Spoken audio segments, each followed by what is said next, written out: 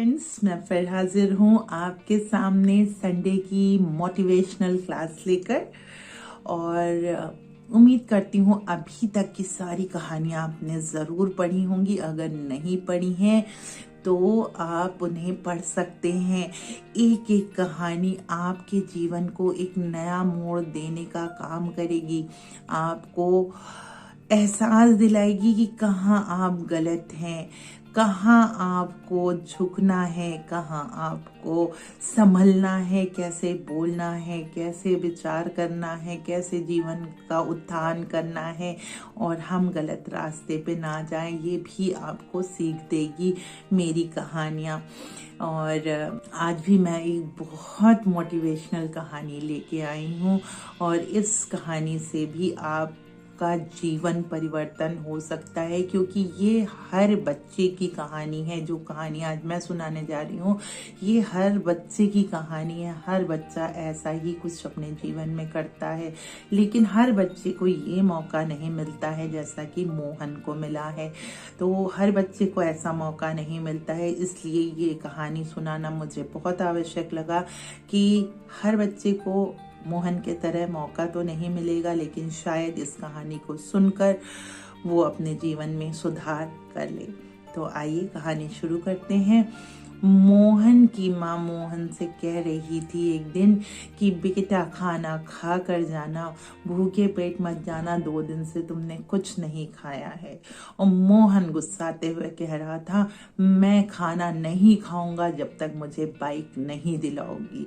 आज पिताजी से कह देना कि दीदी को स्कूल पैसे के साथ भेज दें, और आज अगर दीदी पैसे लेके नहीं आएगी तो मैं घर भी नहीं आऊँगा, क्योंकि पिताजी ने प्रॉमिस किया था कि मेरी 12वीं की परीक्षा के बाद मुझे बाइक दिलाएंगे और मुझे पैसे चाहिए। मुझे मेरा दोस्त बाइक लेके आएगा, मैं उससे बाइक ले लूँगा और मुझे पैसे चाहिए, किसी भी हाल में मुझे पैसे चाहिए।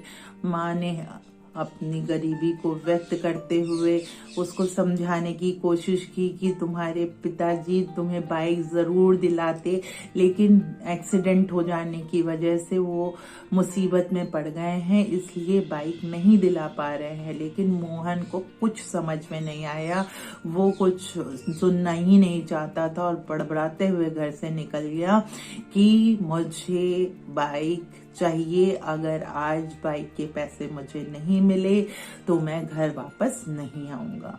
ये कहते हुए वो निकल गया और अपने सर की क्लास में जहाँ वो पढ़ता था, ट्यूशन पढ़ता था, मैथ्स के सर थे, वो हमेशा एक टेस्ट लेते थे। एग्जाम के बाद भी वो कुछ टेस्ट करवाते थे।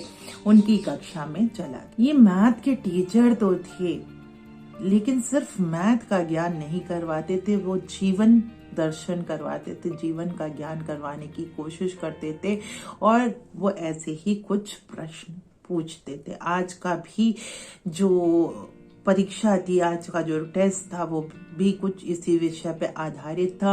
और कुछ इनमें ऐसा था इस टीचर में कि बच्चे भी बहुत इंटरेस्ट के साथ इनकी क्लास में आकर परीक्षा देने के बाद भी परीक्षा देने चले आते थे, बहुत इंटरेस्ट। तो मोहन भी आ गया। मोहन आके बैठा, प्रश्न पत्र और आंसर शीट का डिस्ट्रीब्यूशन हुआ।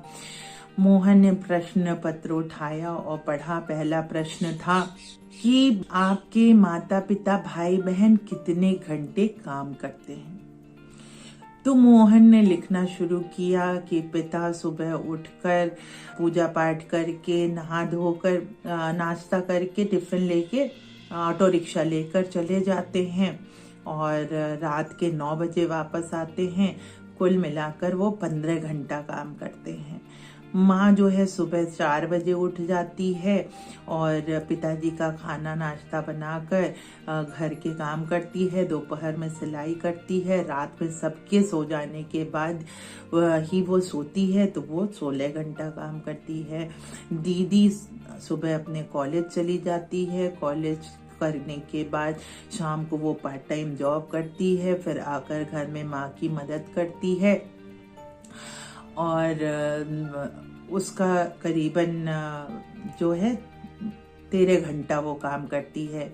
और मैं जो हूँ स्कूल जाता हूँ, स्कूल से घर जाता हूँ तो थोड़ी देर सो जाता हूँ। सो जाने के बाद शाम को उठता हूँ तो अपने दोस्तों के साथ घूमने चला जाता हूँ। घूम कर आता हूँ तो फिर टीवी देखता हूँ, फिर थोड़ी देर पढ़ता हूँ और पढ़ने के बाद सो जाता हूँ।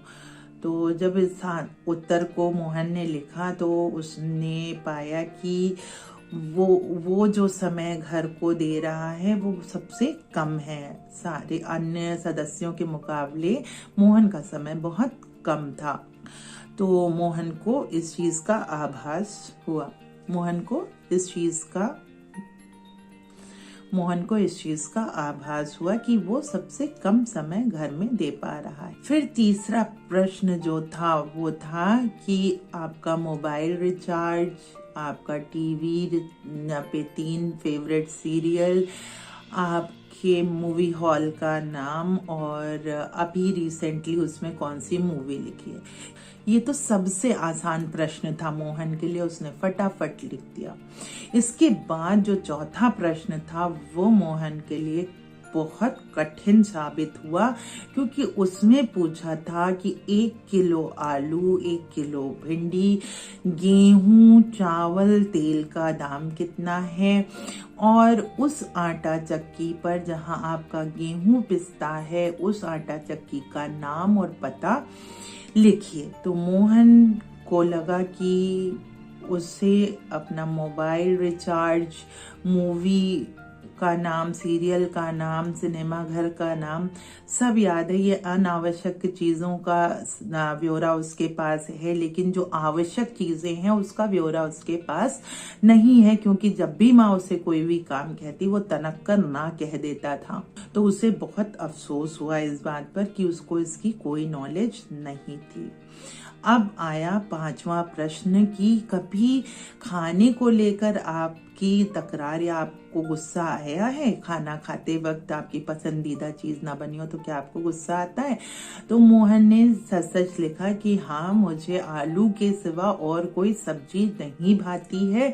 अगर माँ कभी और कोई सब्जी बना देती है तो मुझे बहुत गुस्सा आता है, मेरा झगड़ा भी हो जाता है और मेरी वजह से माँ जो है वो आलू में मेथी मिलाकर खाती है, क्योंकि माँ को आलू खाने से पेट में दर्द होता है, लेकिन मेरी माँ जो है वो आलू में मेथी मिला के खाती है। इसका मुझे पता तब चला जब मैंने एक दिन माँ की थाली में से एक और खा लिया, एक नवाला उठा लिया था और मुंह में डाला तो मैंने उसे थूक दिया, क्योंकि वो कड़वा रहा था। और मैंने जब पूछा तो मेरी बहन ने बताया कि हमारी आर्थिक परिस्थिति इतनी मजबूत नहीं है कि हम 2 सब्जियां बना सकें और माँ मेरी पसंद का खाना बनाती है और इसीलिए उसमें मेथी मिला के खाती है, क्योंकि माँ को मेथी बहुत पसंद है। तो जो 5वां प्रश्न था उसका उत्तर मोहन ने दे दिया था। अब छठे प्रश्न की बारी थी। छठा प्रश्न था, क्या आप कभी अपने माता पिता से जिद करते हैं? तो मोहन ने लिख दिया, जो कि आज सुबह की ही घटना थी, कि हाँ, मेरे पिता ने 12वीं पास करने के बाद मुझे बाइक देने के लिए कहा था और वो उसका पैसा भी मुझे नहीं दे पाए थे। तो मैंने जिद की है और मैंने 2 दिन से खाना भी नहीं खाया है और आज सुबह तो मैं ये घर से बोल के निकला हूँ कि अगर मुझे पैसे नहीं मिले, दीदी ने आकर मुझे पैसे अगर नहीं दिए तो मैं घर भी वापस नहीं जाऊंगा। इसको लिखते वक्त मोहन थोड़ा सा सोच में पड़ गया और आंखें ढबढबा सी आई उसकी। फिर जो 7वां प्रश्न था कि क्या आप अपने घर में जिम्मेदारी से व्यवहार करते हैं? तो मोहन पहले तो सोच में पड़ गया कि क्या लिखें। फिर उसने लिखा कि हाँ, मैं अपने घर में सबके साथ अच्छा व्यवहार करता हूँ, सबकी मदद करता हूँ, सबकी बात सुनता हूँ, इसी को जिम्मेदारी कहते हैं और मैं जिम्मेदारी से काम करता हूँ। फिर आया कि कितना जेब खर्च आपको मिलता है और आप कैसे खर्च करते हैं और आपके भाई बहन कैसे खर्च करते हैं। तो मोहन ने लिखा कि मैं जो है महीने का 100 रुपए पॉकेट खर्च पाता हूँ। पॉकेट मनी मेरी 100 रुपए है और उससे मैं जो है गॉगल्स खरीदता हूँ और परफ्यूम खरीदता हूँ, और जो पैसे बचते हैं उससे मैं अपने दोस्तों को छोटी सी पार्टी दे देता हूँ।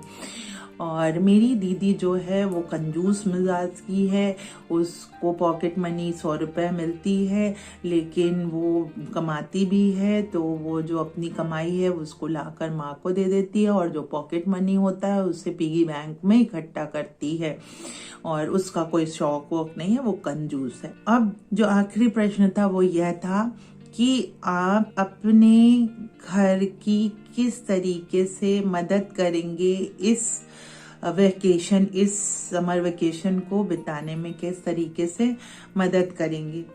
तो अब मोहन कुछ समझ नहीं पा रहा था कि वो क्या लिखे, उसकी आंखों से झरझर आंसू बह रहे थे। वो जीवन का मूल समझ चुका था, उसको समझ में आ चुका था कि उसकी गलती कहाँ है, वो कहाँ पर गलती कर रहा है। वो उस प्रश्न को लिखना चाहता था, उसने सर उठाया, आंसू पोंछे, फिर लिखने की कोशिश की, लेकिन वो नहीं लिख पा रहा था। उसने खुद से निर्णय किया कि इस प्रश्न को मैं लिखूंगा नहीं, इसको करके दिखाऊंगा, और उसने 10वां प्रश्न बिना किए ही सर को वो उत्तर कॉपी आंसर शीट सबमिट कर दी, और आंसर शीट सबमिट करके वहां से निकल पड़ा। जैसे ही निकला तो उसने देखा कि दीदी पैसे लिए खड़ी थी बाहर स्कूल के, और दीदी ने पैसे हाथ में मोहन के देते हुए कहा, लो भैया पैसे ले लो, और गाड़ी लिए बिना घर मत आना, माँ ने कहा है। तो मोहन ने पूछा ये पैसे कहाँ से आए, तो दीदी ने फिर बताया कि मैंने अपने जहाँ पे मैं नौकरी करती हूँ वहाँ पर 1 महीने का एडवांस ले लिया है। माँ जहाँ पर नौकरी करती है, माँ ने वहाँ से उधार मांग लिया है, और मेरी बचत में से ये पैसे इकट्ठे करके तुम्हारी बाइक की के लिए पैसे की व्यवस्था हो गई थी। तो माँ ने कहा जाओ दे आओ। और तुम्हें भैया सोचना चाहिए कि हम गरीब हैं, हमारी आर्थिक स्थिति मजबूत नहीं है, कुछ जिम्मेदारियां तुम्हारी भी हैं।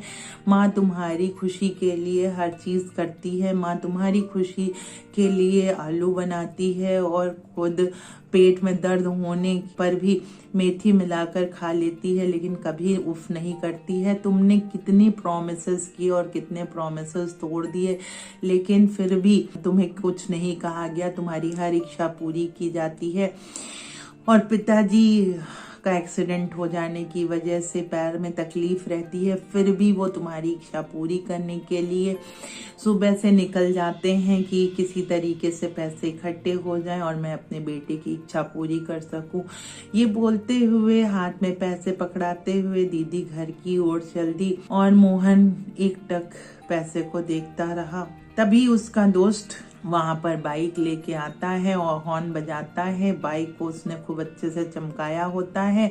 मोहन को देखते हुए कहता है कि सभी इसको 12,000 में मांग रहे थे, लेकिन ये सिर्फ तुम्हारे लिए है 8,000 में। मोहन ने धीरे से मुट्ठी बांधी और कहता है कि भाई जो तुम्हें 12,000 दे रहा हो तुम उसी को यह बाइक बेच दो, क्योंकि मैं पैसे की व्यवस्था नहीं कर पाया हूँ और संभवतः आगे भी नहीं कर पाऊंगा, इसलिए तुम इस बाइक को 12,000 जो दे रहा हो उसको बेच दो। और यह कहकर वो घर की ओर दौड़ पड़ा। जैसे ही वो घर के पास पहुंचा तो उसने देखा माँ, बहन, पिताजी सब दरवाजे पे खड़े उसकी राह निहार रहे थे।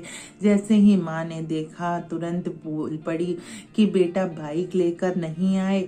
मोहन आंसुओं से झरझर नहा रहा था, बिल्कुल झरझर आंसू उसके आंख से गिर रहे थे। उसने हाथ में दीदी के रुपए पकड़ाते हुए कहा, माँ मुझे अब बाइक नहीं चाहिए, और पिताजी मुझे ऑटो की चाबी दो, जब तक मेरा वेकेशन है तब तक मैं ऑटो चलाऊंगा। और माँ आज रात में तुम अपनी पसंद का खाना बनाना और हम सब साथ बैठकर खाएंगे, और आज मैं अपने मेहनत की पहली कमाई लाकर घर में दूंगा। मैं आज एक प्रश्न 10वां नंबर प्रश्न छोड़ आया हूँ। मैंने 10वां नंबर प्रश्न नहीं किया है, लेकिन मैं उसे जीवन में साक्षात्कार करके दिखाना चाहता हूँ। और मैं चाहता हूँ कि मैं अब आप लोगों का साथ दूं, मैं अपनी जिम्मेदारियों को समझूं, मैं अपनी जिम्मेदारियों को उठाऊं। आपने मेरे लिए बहुत कुछ किया है, मेरे पिताजी ने मेरे लिए बहुत कुछ किया, मेरी बहन ने मेरे लिए बहुत कुछ किया। अब मेरी बारी है। तब तक उनके टीचर जो मैथ्स के सर होते हैं वो आ जाते हैं और कहते हैं, वाह बेटा मोहन, तुमने 10वां प्रश्न ना करते हुए भी उसे पूरा कर लिया है, क्योंकि तुम उसे प्रैक्टिकल करने लगे हो, उस प्रश्न को अपने जीवन में हल करने लगे हो।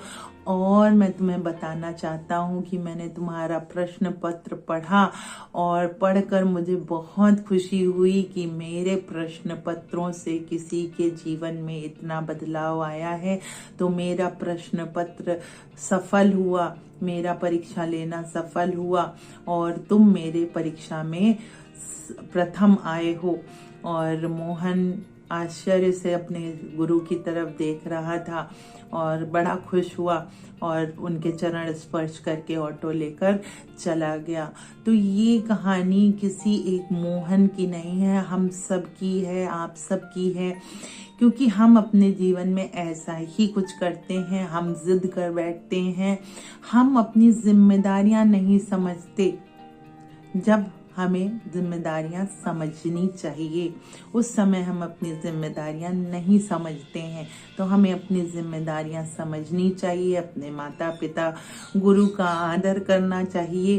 समय रहते अगर हम सजग हो जाएंगे तो हमें कभी विफलता नहीं मिलेगी, हमेशा सफलता ही मिलेगी। और हम एक उच्च कोटि के नागरिक, एक उच्च कोटि का पुत्र पुत्री बन सकते हैं। इसमें कोई संदेह नहीं है कि अगर हमें एक अच्छा आचरण करने वाला, क्योंकि इंसान बनकर तो सभी पैदा हुए हैं, लेकिन एक अच्छा इंसान बनना बहुत जरूरी है। एक अच्छा आचरण वाला इंसान, एक नैतिकता वाला इंसान, एक व्यवस्थित काम करने वाला इंसान बनना बहुत जरूरी है।